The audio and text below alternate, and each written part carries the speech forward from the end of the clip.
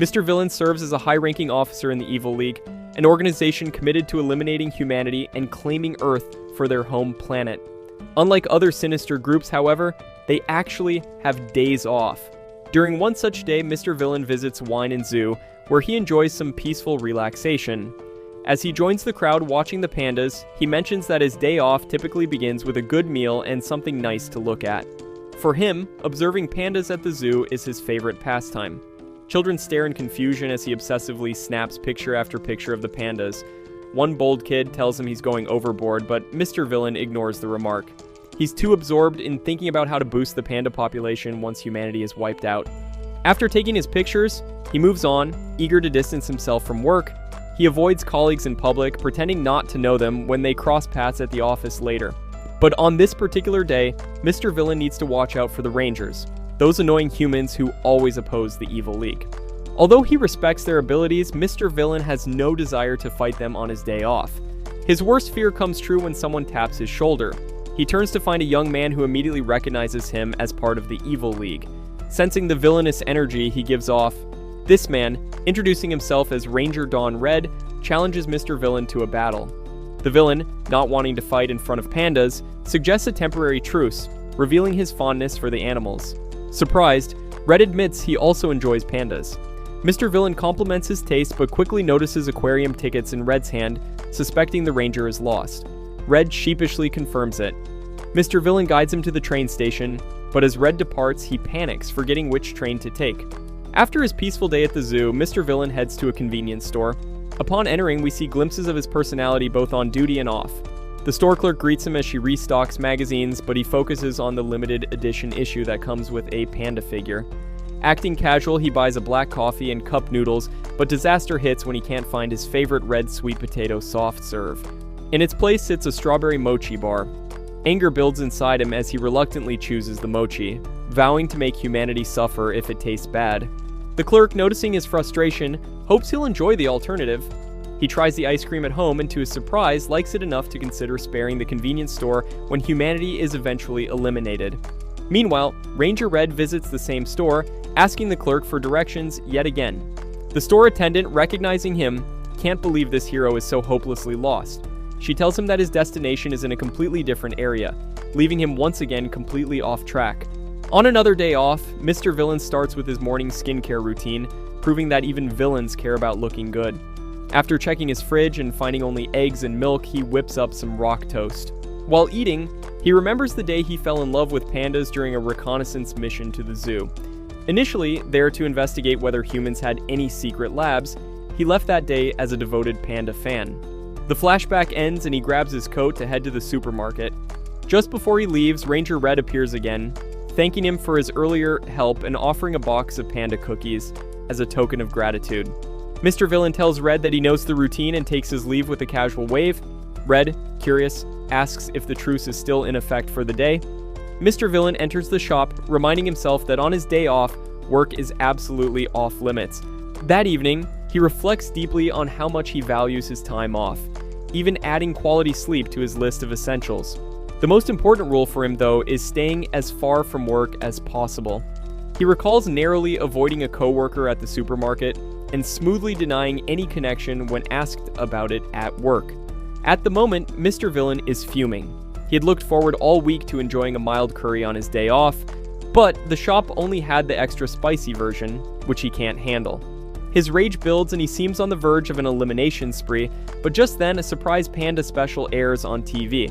The sheer cuteness instantly calms him down, making him comment that cuteness saved the world that day. On another day off, Mr. Villain is at the mall when two kids, Mogi and Sora, suddenly grab his coat and call him Daddy. Both parties freeze. Realizing the mistake, these kids' real dad seems to have disappeared while on a milk run. Soon after, Mr. Villain finds himself taking them to the food court where they ask for ice cream. When he questions them, they reveal that their parents never taught them not to accept treats from strangers. As they approach the counter, Mr. Villain insists on getting ice cream in cups, not cones, to avoid spills. The kids protest, arguing that cones are cooler. After a brief standoff, he gives in and buys them the cones they want, warning them not to drop them. The shop attendant assumes Mr. Villain is their father and smiles at their interaction. The kids loudly thank him, making sure to emphasize that he's a stranger and not their dad, causing the server to freeze in horror. Mr. Villain quickly quiets them, warning them not to call him that in public. As they leave, Sora drops her ice cream and starts crying. Her brother suggests that Mr. Villain buy her a crepe to cheer her up, again, loudly, referring to him as Mr. Stranger, who's not our dad.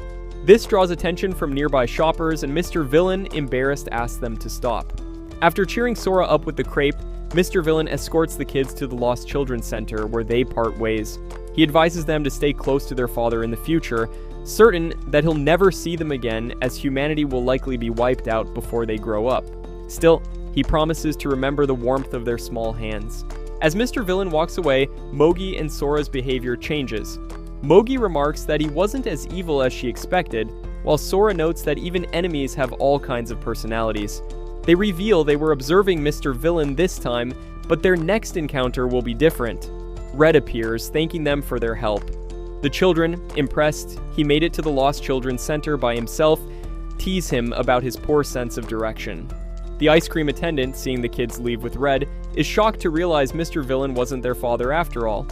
The twins mention they need to hurry home or Blue and Pink will worry, confirming their connection to the Rangers. Meanwhile, Mr. Villain is completely absorbed by a pop-up panda fair and decides to buy all the panda merchandise. Back at Evil League HQ, a new recruit arrives, thrilled to finally be assigned to Earth and work under Mr. Villain's command. However, out of respect for his immense strength, no one dares speak his name, simply referring to him as the General. Later at work, Mr. Villain's colleague invites him to lunch at the cafeteria, but he rudely tells him to get lost because he's too busy. He's irritated because the zoo is unveiling a baby panda and he's stuck at the office. He calms down by gazing at a picture of the adorable panda. Later, he enters the main office and notices the newcomer still working even though his shift ended long ago. Mr. Villain dismisses him, but the rookie explains he wants to get through as much work as possible. One look from Mr. Villain is enough to make him apologize for being slow. The general inspects the paperwork and realizes most of it isn't urgent. He advises the rookie that they're in a prolonged war and Earth won't fall in a day. He urges him to take care of his mind and body, warning that burnout is inevitable if he doesn't rest. Mr. Villain reminds the rookie that they have the next day off and advises him to make the most of it. Overjoyed that Mr. Villain spoke to him, the rookie decides to visit the zoo and is amazed by the pandas. The following day, he excitedly tells Mr. Villain about his zoo visit. Inspired by the general's love for pandas, he even brings panda-shaped chocolates as a gift, which Mr. Villain accepts. The rookie, thrilled by the recognition, leaves the office, melting with joy. That night, Mr. Villain opens the chocolates, but finds them too cute to eat. He calls humans barbaric and decides to display the chocolates around his home until they expire. One evening, Mr. Villain comes home from work utterly exhausted. As he collapses on the floor, he imagines how much better life would be if a pet panda greeted him at the door. This daydream goes deeper as he envisions a world where pandas coexist with them after humanity has been wiped out. In this utopia, he'd do all kinds of activities with pandas, like playing video games. It may seem absurd, but to him, it is perfect. The next morning, he wakes up still lying on the floor, feeling reinvigorated by this vision of a panda-filled future, and his resolve to annihilate humanity strengthens once again. Later, Mr. Villain heads to the zoo after hearing that the popular belief claims pandas have white tails. He's skeptical since their ears and limbs are black. He questions this claim. Using this curiosity as an excuse, he buys an annual zoo pass. Determined to confirm the panda's tail color, he waits at the panda enclosure for 3 hours alongside a kid who's just as curious. When they finally see the tail and confirm it is indeed white, the two share a victorious fist bump, celebrating their patience. At the petting zoo later, Mr. Villain encounters the same kid who teaches him how to handle rabbits properly, revealing his dream of becoming a vet. The following day, back at work, the rookie passes by Mr. Villain's office, assuming from his intense expression that he's plotting how to destroy humanity. In reality, Mr. Villain is deeply absorbed in thinking about how to convince the League to allow rabbits in the office. On another day off, while Mr. Villain is heading home from the shop, he runs into Red. As usual, Red tries to engage him in a fight, but Mr. Villain refuses. He's off duty and holding eggs for a dish he plans to cook. Red, surprisingly understanding, steps aside, admitting that he too enjoys the same dish.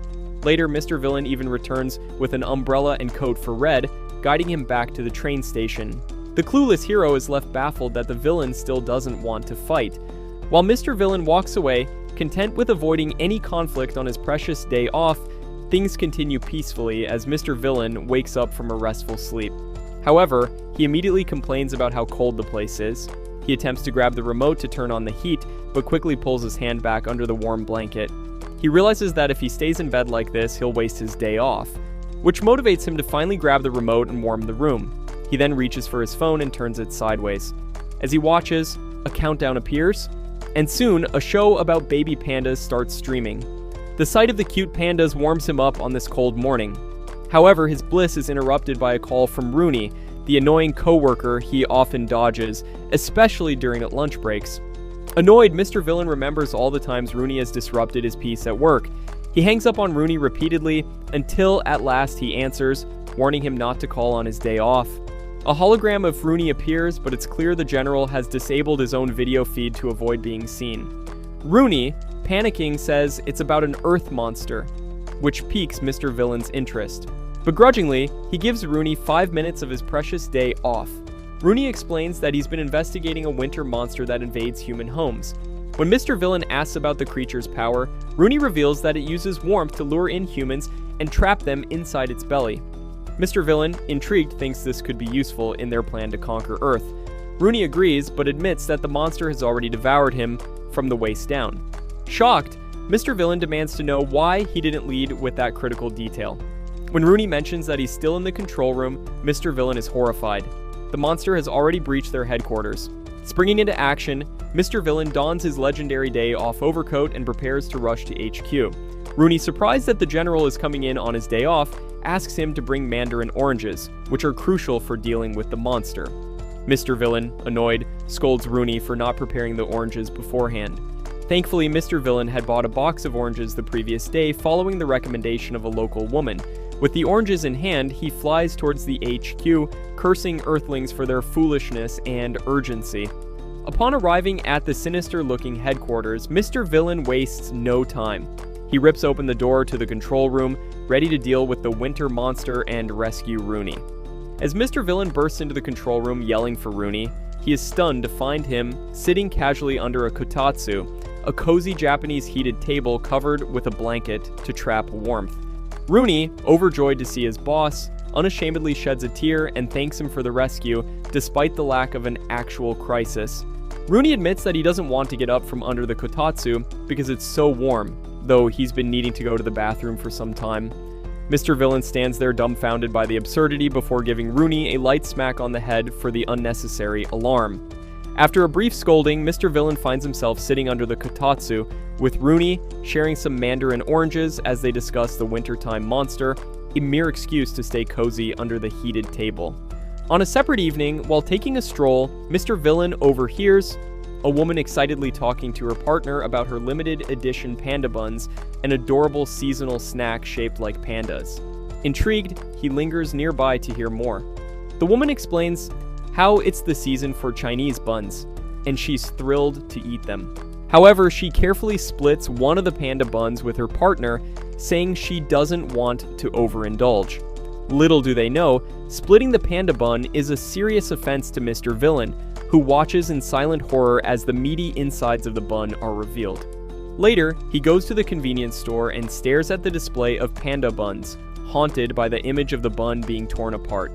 The store attendant, noticing his interest, cheerfully informs him that the panda buns are a limited edition treat, extra juicy this season. She admits that it's a shame to eat something so cute, but they're undeniably delicious. Mr. Villain, appreciating her understanding, leaves the store determined to muster the courage to finally eat one. After several days of intense training where Mr. Villain tries every kind of bun, original meat, pizza, and various other flavors, the day arrives when he's finally ready to face the panda bun. He goes to the store, only to discover they've been discontinued. Devastated, he leaves empty-handed, learning the harsh reality of limited edition items. On another day off, after visiting the zoo, he discovers packs of meat buns in the frozen section of the supermarket. Overjoyed, especially with the fact that it's a 4-pack, he grabs them, knowing they'll be his breakfast the next morning. As he leaves, women nearby look at him in confusion as he gives a menacing smile, clearly thrilled with his purchase. The next morning, Mr. Villain carefully follows the instructions to prepare the buns, dampening them and wrapping them on a plate. He places them in the microwave for a minute and stretches while they heat up. When the timer rings, he opens the door only to find the bun completely flattened. He falls to the floor in despair, horrified by the outcome, but still acknowledges that the flavor is good. Meanwhile, at Ranger HQ, Red faces the same problem. He's devastated when his own bun comes out flattened, leading to a humorous exchange where Sora explains that wrapping it too tightly creates a vacuum, causing the bun to collapse. Feeling guilty after her speech about the bun wanting to stay fluffy, Red breaks down in tears. Back in Mr. Villain's world, after getting himself a special dumpling making container to ensure perfectly fluffy buns, he is thrilled with the results. However, the winter weather takes its toll on him emotionally. As snow covers the area, he spots some kids making a snow bunny. Once they run off, he sneaks in and builds an even bigger one next to it. But when he can't bear to leave it outside, he takes it home and places it in the fridge. Over the next few days, Mr. Villain checks on the snow bunny as it slowly melts, each time looking worse. The day it finally melts entirely, he arrives at work in a foul mood, much to the confusion of Rooney and the rookie. On another relaxing day off, Mr. Villain enjoys walking through town, soaking in the holiday atmosphere, all while paying tribute to the snow bunny in his thoughts. He later makes his way to the zoo for a calming visit to his favorite pandas. On the way, he encounters an elderly man struggling to climb the longest staircase in the world. Mr. Villain, despite his usual villainous demeanor, offers to help, carrying the man's belongings to lighten his load. Noticing the old man still struggling, Mr. Villain offers to carry him the rest of the way. When they finally reach the top, the old man, deeply appreciative, pats Mr. Villain on the back and compliments him, saying, "You're a good boy." Mr. Villain, though stoic, feels a sense of warmth from the encounter, realizing that even a villain can have moments of kindness. Mr. Villain, after helping the elderly man up the long staircase, is asked if he'd be willing to lend a hand again in the future. Without hesitation, Mr. Villain agrees, not knowing exactly what he'd be asked to do, but feeling a sense of duty. He sets the old man down gently once they reach the top, and the senior waves goodbye. As he walks away, Mr. Villain ponders the fleeting nature of human life. He suspects the old man might have mistaken him for his grandson, and seeing him in such a vulnerable state leaves him contemplative, reminding him how fragile humans are. That night, Mr. Villain drifts off to sleep counting pandas. In his dreams, the old man reappears, but this time reveals himself to be Santa Claus. Taking Mr. Villain up on his offer to help, Santa brings him along to assist with the preparation for delivering gifts to children around the world. Mr. Villain wakes up the next morning with sore muscles and wonders if his dream was real, as it oddly felt like he had been doing hard labor. Despite his confusion, the day is special to him because it's Christmas, but more importantly, it's his day off. Meanwhile, a young salaryman, weary from another grueling day at work, stumbles into the convenience store like a zombie.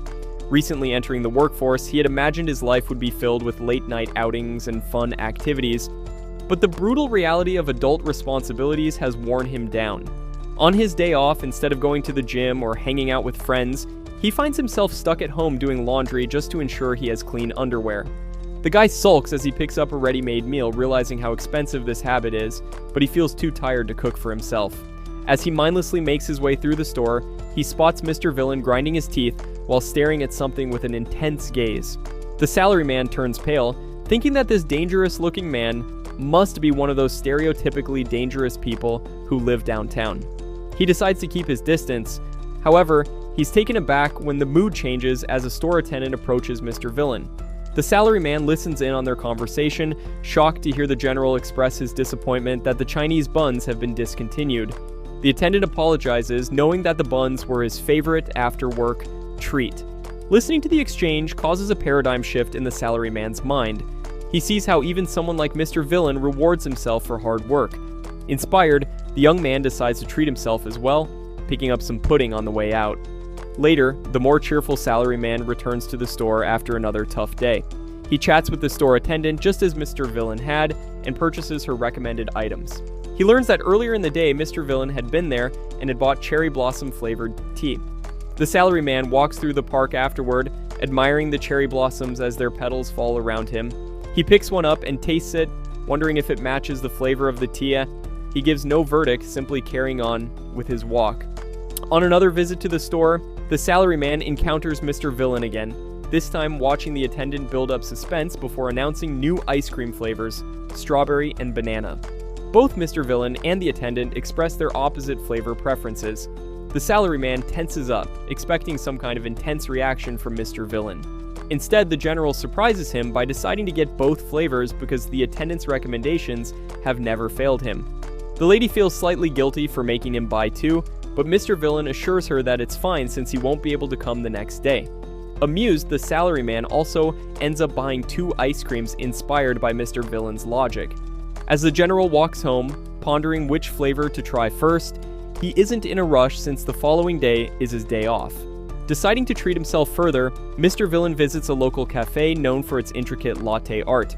Upon entering the tranquil shop, the barista greets him with a cool welcome.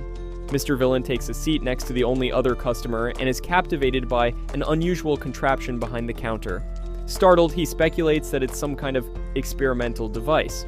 The barista, noticing his interest, explains that it's a siphon coffee maker, a method the shop prefers for brewing their coffee. Mr. Villain, watching the process in action, can't hide his amazement and gives an exaggerated reaction to the brewing technique. The barista smiles, explaining that while regular coffee brewing is nice, the siphon method is a unique experience they like to offer to their customers. Mr. Villain nods, fascinated by this new discovery. Mr. Villain, excited to discover that there are multiple ways to brew coffee, gets startled by the loud milk steamer.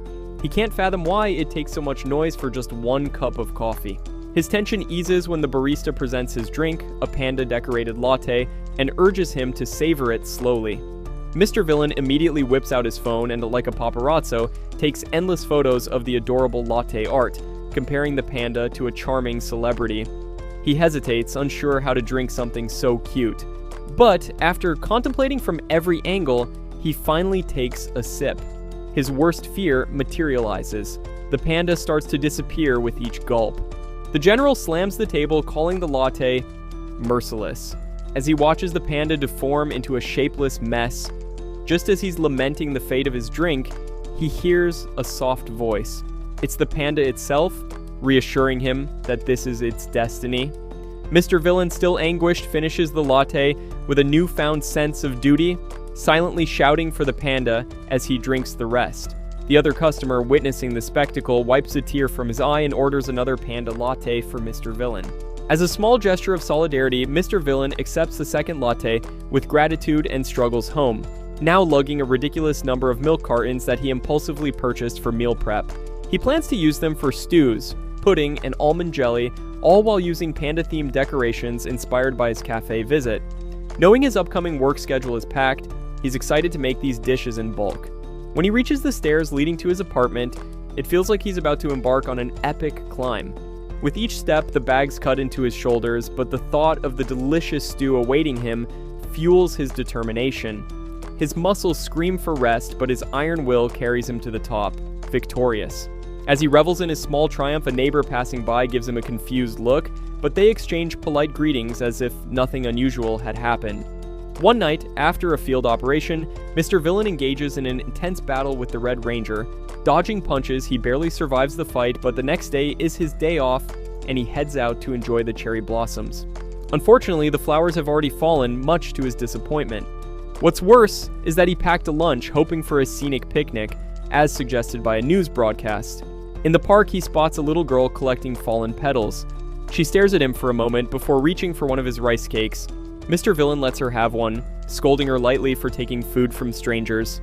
As she devours the rice cake, he sees how hungry she is and tells her to eat as much as she likes. He facepalms, joking that he might just have to wipe out humanity for this. She happily grabs another rice cake after getting his permission. The girl asks if he came to see the blossoms, and he admits that he arrived too late. As she finishes eating, she holds out her hands, causing the petals to fly back to the trees, triggering a brief return of the blossoms. The general is amazed by the sight, enchanted by the short-lived beauty of the cherry blossoms, which is unlike anything from his home planet, where flowers stay until they wither. When he turns to thank the girl, he finds that she has vanished, leaving only a pile of petals. Mr. Villain returns to the tree several times, always with a packed lunch, but never sees the mysterious girl again. He resolves to visit the tree again when the flowers bloom next year. Meanwhile, the Pink Ranger, who dutifully fights the minions of evil each day, is growing tired of the full-body tights she's required to wear as a hero. Despite effortlessly defeating enemies, she secretly dreams of being a magical girl. wearing cute costumes and using more delicate powers. The idea makes her cringe, as she doubts she could ever pull off their charming aesthetic, but the desire lingers deep within her. Pink Ranger heads back to town, reporting to HQ that the recent skirmish with the enemy has ended. As she finishes her report, she notices a Magical Girl anime poster, reminding herself that she isn't suited to that world, no matter how much she secretly wishes otherwise. When she returns to the Ranger house, Pink starts frantically searching for her Magical Girl keychain wand, which she always keeps in her purse as a good luck charm. She can't find it anywhere, and realizes it must have fallen out while shopping earlier. Meanwhile, Mogi and Sora ask Blue if he's going to pick up Red, since Red is more directionless than a broken GPS. Blue has no patience to wait for Black, so he brushes past Pink, asking what she's up to. Annoyed, Pink gives a curt response, to which Blue comments on her wearing glasses, something he doesn't usually see. Pink internally freaks out, hoping he doesn't notice her Magical Girl obsession. Pink tries to shut down the conversation, but Blue continues teasing her. He heads back home, feeling content with his haul, and later sips from the mug while he reflects on his day. When another free day comes around, Mr. Villain decides to tidy up his apartment, catching up on all those neglected chores. His hard work pays off when a brand new special panda video gets uploaded by the zookeepers. Later on, he visits the park, pleased that he remembered to hang his laundry out to dry. He notices that same stray cat from before and takes a seat on the bench beside it. Knowing how humans adore cats for their distant charm, Mr. Villain ponders how valuable it would be to bring these creatures over to his side. He attempts to interact with the cat, but it ignores him until he starts meowing, trying to communicate. Unknown to him, Pink is nearby watching from a hidden spot. She blushes, embarrassed by how adorable Mr. Villain looks when he's trying to charm a cat while she's supposed to be on patrol. On another day off, Mr. Villain stops at the grocery store and later unwinds in the park, organizing his growing collection of panda photos.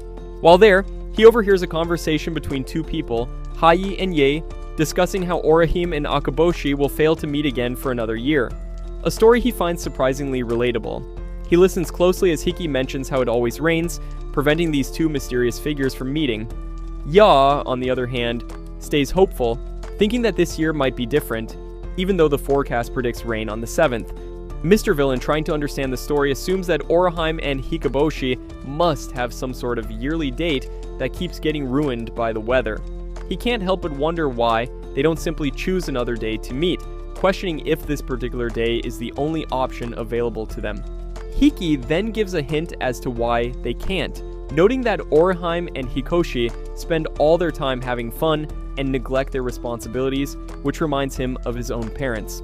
This prompts Ya to ask about Hai's living situation, and he reveals that he's moving in with his grandparents on the 7th, the same day as the rain and the anticipated meeting of Orihime and Hikaboshi.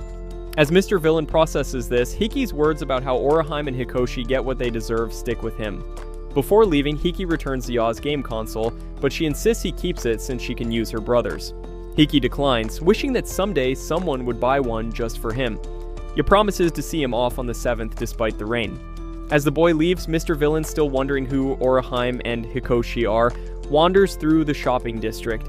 It isn't until he stumbles upon a sign about the upcoming Tanabata Festival that everything falls into place. Oriosi are characters from the Tanabata legend, two celestial lovers separated by the Milky Way, only allowed to meet once a year on the 7th. A butcher shop owner, noticing him staring at the sign, hands him a piece of paper to write his wish for Tanabata. Confused at first, the shopkeeper explains that people write wishes and hang them on bamboo trees during the festival, giving examples like world peace. Initially, Mr. Villain considers wishing for humanity's downfall, but before he can write it down, the butcher hands him a croquette, fresh and crispy. As he takes a bite, he realizes how delicious it is, and his mood softens. Instead of a dark wish, he writes a more noble one, hoping that Hiki and Ya can have their meeting before the boy moves away with his grandparents. After hanging his wish, he supports the shop by buying 2 more croquettes. While reflecting on his surprising act of kindness, Mr. Villain feels more like a hero than a villain. Meanwhile, back with the Rangers, Red is busy making his own wishes to hang on the bamboo tree. The twins find him and tease him for making too many wishes, pointing out that he still hasn't wished for something that would truly help him, a sense of direction. Red explains that Blue already made that wish for him.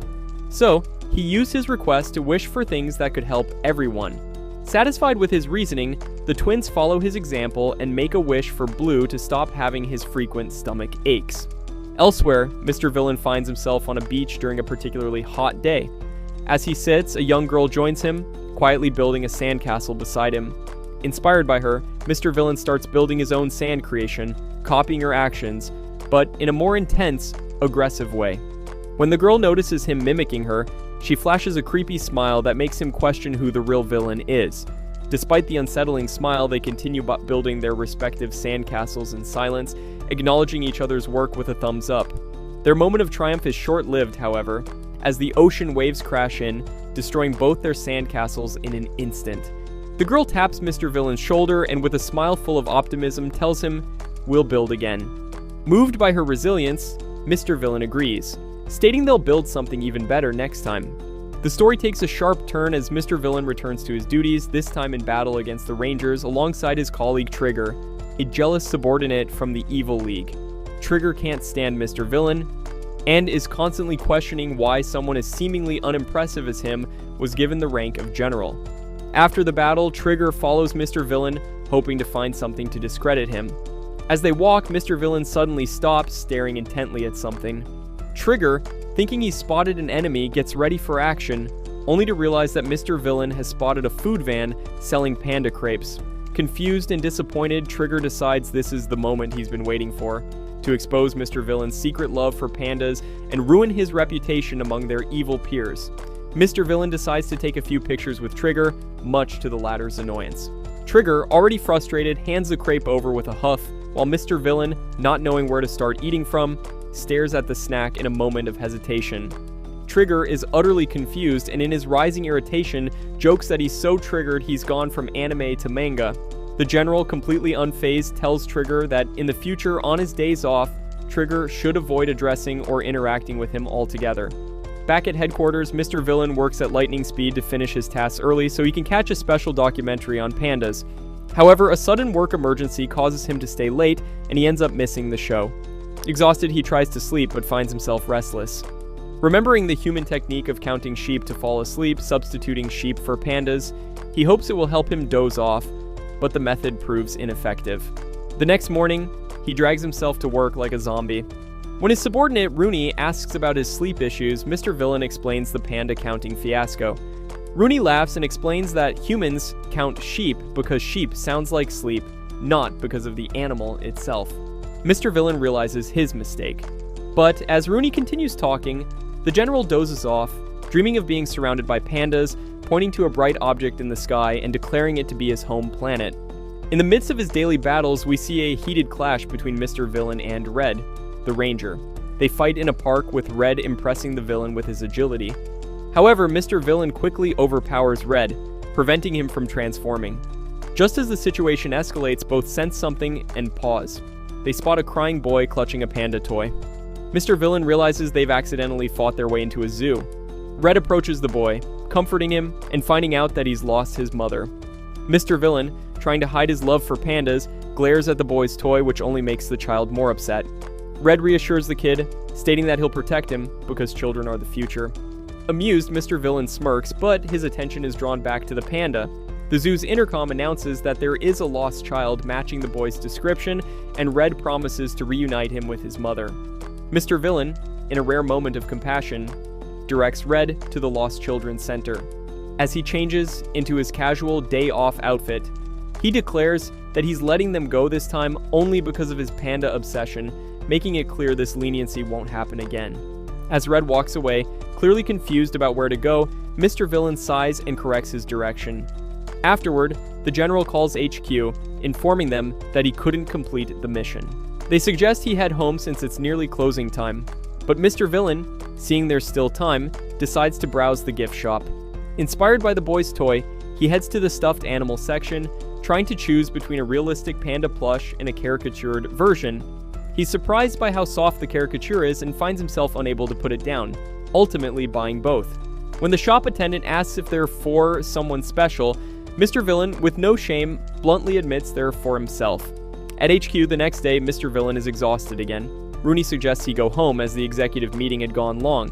However, Rooney catches Mr. Villain's attention when he mentions discovering a new territory. the panda's habitat.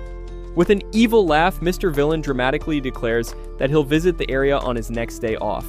The following day, Mr. Villain heads to the specified location, eager for a panda-filled adventure.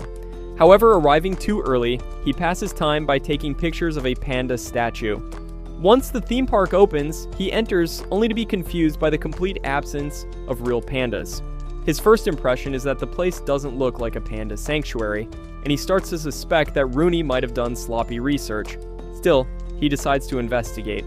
Overhearing a young couple excitedly rushing toward the ticket booth for rides, Mr. Villain follows them, curious about what kind of place this is. He buys an adult pass and listens as a child excitedly talks about riding a horse, sparking hope that pandas might be hidden deeper inside. However, after riding a carousel and a few progressively turbulent rides, Mr. Villain starts to wonder if this place is more of a training ground than a panda sanctuary, as he has yet to see any pandas in sight. Feeling a bit dizzy, Mr. Villain takes a seat on a bench, hoping this isn't some sort of ranger training facility. He's soon joined by a random old man who, noticing Mr. Villain's confusion, starts to share unsolicited wisdom about the park.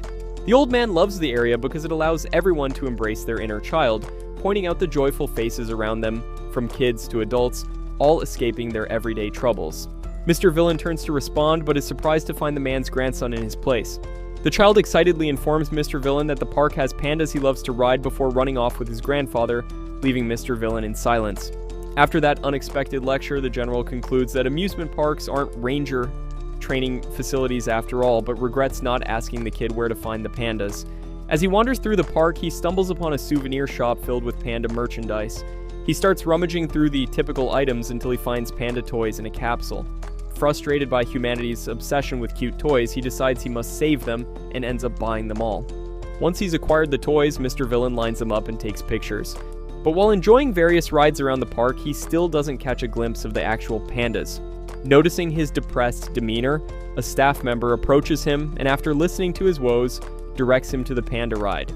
To his surprise, he learns that he can actually ride on pandas, and he excitedly jumps on one of the cars. The next day, he informs Rooney that the pandas at the park are just themed rides, not real animals.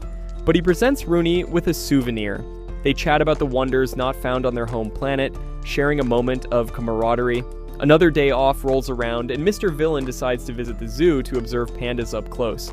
Upon arriving, he greets a fellow observer and spots a Chad-looking panda moving cutely, which annoyingly reminds him of Trigger.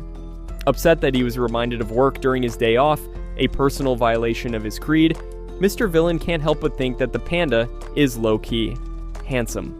His attention shifts back to snapping pictures of the pandas as they do adorable things. The following workday, he sees Trigger and can't help but laugh at the thoughts of what his colleague would say if he were a panda. Trigger, growing increasingly irritated, demands to know what Mr. Villain finds so amusing. That night, Mr. Villain dreams about a panda wiping away its black marks. When he shares this dream with Rooney while they enjoy oranges, Rooney suggests it might be a manifestation of some trauma. In a surprising announcement, Mr. Villain reveals that the pandas from the zoo will be returned to their natural habitat, which leaves him emotionally devastated. His knees still ache from the drop of despair. Later, he and Rooney engage in a playful showdown to see who can create the best orange art, drawing the attention of their co-workers peeking through the office door. When they run out of oranges, Mr. Villain surprises Rooney by bringing out a box for them to continue their artistic endeavors. After a fun session, they eat their creations and brainstorm ways to teach their colleagues how to make orange art. As the gift-giving season approaches, the top admin at HQ asks Mr. Villain if he wants to participate in a present exchange that humans enjoy. He contemplates the meaning of gift-giving until bedtime when he dreams of Santa Claus, who explains how much joy it brings the giver to see the recipient's reaction. Later, Mr. Villain and Rooney engage in an intense gift exchange, both presenting each other with boxes of oranges. They return to the office to enjoy their fruity gifts, sharing them with their colleagues. Trigger eventually discovers the festivities and questions what's happening. Mr. Villain proudly gives him a milk-flavored treat as part of the celebration. Meanwhile, at Ranger HQ, Black surprises everyone with presents to enjoy on the festive day. Mr. Villain later experiences an internal dialogue with various versions of himself advocating for the salvation of different animals amidst their plans to destroy the world. The discussions take a wild turn when his villain persona argues for saving cats. Startled, he jolts awake, relieved that it was just a dream, and finds comfort in petting his panda toy. After a long day of work, Mr. Villain heads home and notices a stray cat he's been seeing near the convenience store. Impatient, he walks past the store's entrance and calls for the cat, but pauses when he spots Black feeding the feline. Black pets the cat as it eats, and upon noticing Mr. Villain, turns to greet him. The general steps back, locking eyes with Black, and they exchange greetings, with Black encouraging Mr. Villain to come closer. As they both watch the cat enjoy its meal, Mr. Villain internally comments on how cute it is, particularly captivated by its tail, which sways like it has a mind of its own. He wishes he could pet the cat, especially when it nestles against Black, making him reconsider his life choices. Black gently asks if the cat is still hungry, but admits it's all the food he has for the day, continuing to pet the feline. Mr. Villain trembles, wondering how Black managed to gain the cat's trust so easily when he hasn't even been able to touch it. As their time with the cat winds down, Black bids it farewell. Just as he's about to leave, Mr. Villain asks him to wait.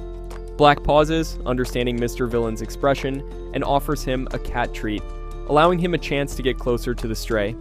Mr. Villain finally figures out that to win over the stray cat, he must use its favorite food. After this, Black heads home to find the twins eagerly waiting for him. They welcome him back, playfully, noting that they haven't seen him in a while since he usually sleeps when they're awake. He happily picks them up, but Sora kicks him when he jokingly comments on how heavy they've gotten. He puts them back to bed and watches them sleep, revealing that the cat reminds him of the twins, which is why he feels compelled to help it. His thoughts drift back to Mr. Villain, realizing that the intel about the villain frequenting the store is accurate. Finding Mr. Villain odd, Black simply assumes he has a fondness for cats. Meanwhile, at the mart, Mr. Villain quivers with excitement as he watches the cat eat the treat given to it by Black, expressing his gratitude to the Earthling. Later, Red has a dream about battling Mr. Villain in an intense fight, and the others discuss how strange he is. Upon waking, Red tries to go on patrol, but is stopped by Blue. In the shopping district, the Setsubun event is in full swing, with families and children interacting with various stores. Mr. Villain finds himself intrigued by a special bean powder said to drive away devils. As he analyzes its composition, two old ladies interrupt him, offering him some mochi and warning that it's hot. Having seen it before, he knows it needs to be cooked before eating. When he takes his first bite, he's surprised by its stretchiness. Fighting to get a proper bite, Mr. Villain starts to speculate that the mochi could be a soft biological weapon disguised as food. He manages to snap a piece off and is amazed by how delicious it is. The old ladies notice his enjoyment and give him different flavors of mochi, each just as stretchy and delightful as the last. By the time he heads home, he acknowledges he's definitely overeaten. Back in his lair, Mr. Villain opens his laptop to get some work done from the comfort of his living room. He decides to take a break, grinning cheekily at his ice cream treat, waiting for the perfect occasion. Before indulging, he heads to his panda-themed items cupboard and picks out a mug to make a nice cup of coffee. After preparing his drink, he finally grabs the glistening ice cream and enters the living room to enjoy the hot and cold combination. Just as he opens the ice cream, an urgent alert interrupts him. He quickly sets the frozen treat down to tackle the pressing issue. However, more urgent matters keep popping up, making him increasingly agitated, and a dark aura begins to envelop him. After some intense problem-solving, things finally settle down. Mr. Villain remembers his ice cream and is sure it's melted by now. He examines the treat and sees that while the edges are melty, the rest is still solid. Picking up his spoon, he takes a bite, gasping in surprise before reverting to his casual state, commenting on how great it tastes. Apparently, he's eating it at the ideal time. As night falls, Mr. Villain finds himself facing a dilemma. A pot of cup noodles sits before him. He ate dinner early, but finds himself hungry again before the day ends. He contemplates going to bed in this state, but isn't tired yet, and it's too late for anything heavy. The instant noodles tempt him, and suddenly, the two panda characters on the packaging come to life. One acts as an angel, warning him against eating at this hour, while the other plays the devil, insisting that midnight noodles are the tastiest thing in the universe. Being Mr. Villain, he succumbs to temptation and soon finds himself boiling water and pouring it into the cup, reflecting on how his will is too weak to wipe out humanity. When the noodles are ready, he carries the cup to the living room. After taking a first bite, he concedes that it tastes good. Realizing it's getting late, Mr. Villain also remembers he needs a shower, but decides to skip it since he worked from home all day. Instead, he opts to organize his panda photos. However, his guilt seems to manifest through the stuffed panda sitting on the couch, seemingly urging him to get a shower. Quickly heading to the bathroom, he rinses off, but feeling lazy, decides to skip brushing his teeth and drying his hair, deeming it too much effort. A stern look from the panda prompts him to quickly return to the bathroom to brush his teeth. While sitting down, he remembers he has some frozen food that he can eat and puts it in the microwave. Just as he returns to blow dry his hair, the lights suddenly go out. The general springs into action, suspecting an enemy attack as the lights go out. Only to He find quickly no one transforms around. and dashes outside, After ready to checking confront the foe, only to find no one around. After checking the vicinity, he returns inside and realizes the cause of the outage was a tripped fuse due to the high load of all his appliances. He promptly turns off the AC and TV, dries his hair without incident, and goes to bed satisfied, grateful for another day's achievements, largely thanks to his trusty panda. As the season of love arrives, Pink visits a heart-themed mall, hoping to find cute yet affordable gifts for her fellow Rangers and the staff at HQ. She starts by purchasing a selection box of chocolates and finds the smallest chocolate bar for Blue as a playful jab at their banter. Next, she searches for something for Red, wanting to get him a decent gift as the leader. Contemplating an edible map, she hesitates, fearing it might offend him due to his terrible sense of direction. Ultimately, she plays it safe and buys him a nice chocolate set. Continuing her shopping, Pink looks for a more mature gift for Black and stumbles upon a magical girl display. Unable to resist, she buys something from it, which reminds her of Mr. Villain, who once referred to her as a magical girl. Blushing at the memory, she wishes she could buy some chocolates for him too. Valentine's Day arrives and Pink gives Blue his gift. He understands their relationship well enough not to complain, just hoping she hasn't been too stingy with Red and the others. Pink reassures him that she got proper gifts for everyone, and Blue finds the chocolate sweet as he heads upstairs. However, Halsin demands his thanks. Later, White Day comes where those who received gifts on Valentine's Day reciprocate. The Rangers head to the mall to buy gifts for Pink, splitting up to quickly find their desired items. Blue struggles, knowing Pink will be extra critical of his choice. He warns the twins not to let her know about his struggle, prompting them to excuse themselves in search of Red, suspecting he is lost again. Their suspicions are correct, and Blue then has a flashback revealing his backstory. His father was a ranger who lost his life on the job, leading him to inherit his powers. After Pink joined the team, they didn't get along initially because she disliked the hero suits. They managed to tolerate each other for a couple of years until the twins Sora and Mogi joined, having inherited the Green Ranger's energy. During this time, Red and Pink continued their training until the twins went missing. Blue and Pink sprang into action to find them, during which Pink attempted to express her desire for friendship, but Blue refused, seeing her more as a younger sister. Their conversation is cut short when they sense a pulse of green energy. The twins holding hands transform into the Green Ranger, shocking Blue and Pink. The Green Ranger asks for their parents, leading Blue to inform them they are gone, but promising that he and the staff will care for them. Pink joins in, promising they'll always be together as their older siblings. The twins feel comforted, knowing they won't be alone. After this heartwarming moment, Blue teases Pink for her little speech, and the two are treated as snacks by Black, who mentions that Sora and Mogi's energy is weak because they share one Ranger's energy. They must fuse to transform. Their talk then shifts to finding Red, which would complete the team. Soon after, they spot Red, who joins them. Blue's flashback ends with the twins, and Pink waking him up because they need something from him at night. Meanwhile, Black roams the streets, reflecting on the duty of raising the next generation of Rangers, promising his predecessors that he will fulfill this responsibility well. As spring arrives, the cherry blossom tree blooms again, and its spirit manifests. Another tree nearby takes the form of a boy who becomes interested in Pink as he watches her gaze at park visitors. The boy blushes while observing her, and is shocked when Mr. Villain approaches, bringing a packed bento for the cherry spirit, a promise he made the previous year. The other tree observes as the girl smiles while enjoying a triangular rice cake. The boy gets Mr. Villain's attention by throwing a branch and questions why he gets to talk with the cherry blossom spirit. Mr. Villain corrects him for throwing sticks at an adult, but the boy quickly hands him a mud triangle, thinking it's a shape the girl would like, given her reaction to the rice cakes. The boy watches from his vantage point as Mr. Villain hands over the mud triangle, and he returns to report that the girl was pleased with her gift. The boy beams, feeling happy that he made first contact, all thanks to a stranger. On his next day off, Mr. Villain strolls through the park and encounters the boy tree spirit, who is busy making more mud balls.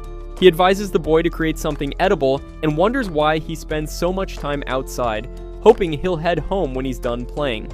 To help them connect, Mr. Villain decides to set up a classic cup telephone since the two trees are far apart.